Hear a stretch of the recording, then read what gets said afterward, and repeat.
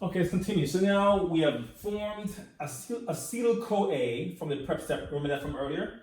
So then again, this acetyl-CoA then will be pushed into the Krebs cycle. Let's follow that. So it's an 8 reaction series for the Krebs cycle. So we begin with reaction 1. In reaction 1, we have a molecule, a 4-carbon molecule called oxaloacetate.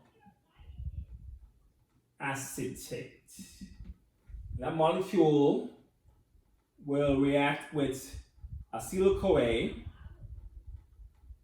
to form a 6. So here are 2 carbons, 1, 2, here are 4, to form a 6-carbon molecule called citrate, also called citric acid. And then the coenzyme A will go back out to go bind to another or capture another acetyl group to bring back over into the Krebs cycle. Okay, so that's reaction 1, combining acetyl-CoA with oxaloacetate to make citrate.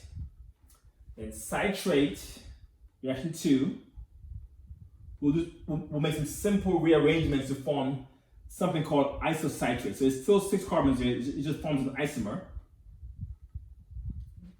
It's called isocitrate, that's reaction 2. Then isocitrate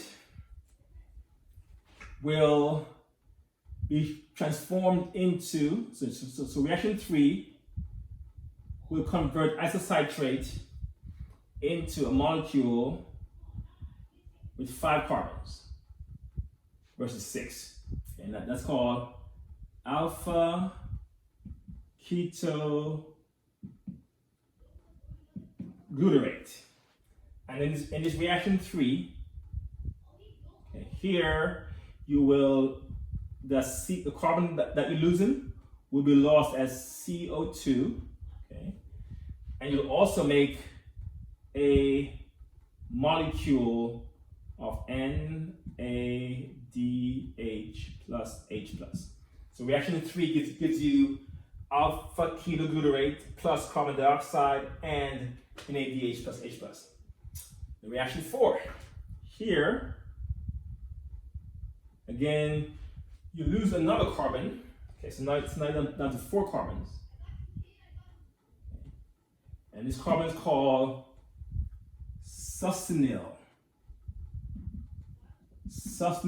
coenzyme A. It's reaction 4. And again, that reaction will push off that carbon that you lost, will be lost as CO2. Again, you breathe it out, and you also again form another NADH plus H plus. Okay. The reaction 5 here, let's do it up here. So you're going to convert this to a molecule, to another 4 carbon molecule. We won't lose any more carbons from here on out. So this one will be called succinate. We remove the coenzyme A.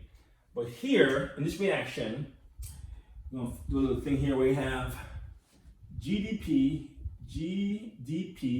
guanine diphosphate, will pick up a inorganic phosphate from the matrix to form GTP, guanine triphosphate. Then guanine triphosphate will donate its phosphate group to turn back to become GDP, and will donate its phosphate group to ADP, which will then form ATP. So here in reaction 5 of the Krebs cycle, you also form another ATP molecule. And then succinate gets converted into another 4-carbon molecule. Okay, this one is called fumarate.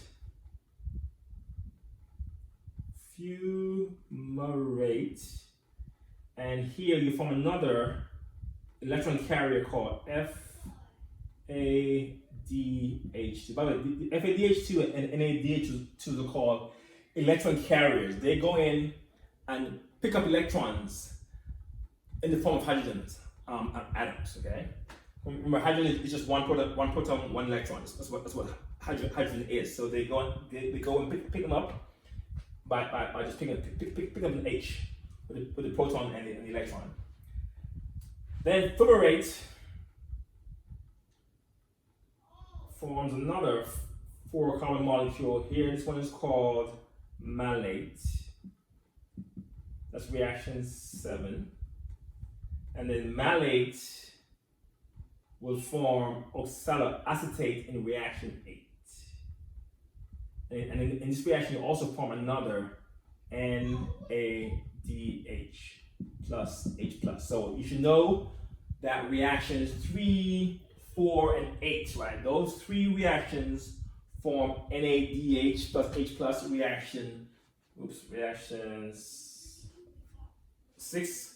Reaction 6 forms FADH2, okay? And CO2 is formed from reactions 3 and 4. So at least know for me what movements or what changes to create these particular intermediates or these end products. So this is the Krebs cycle. And this happens twice for each glucose molecule. Because remember that glucose, at the end of glycolysis, glucose forms 2 pyruvates. Okay, 2 pyruvates.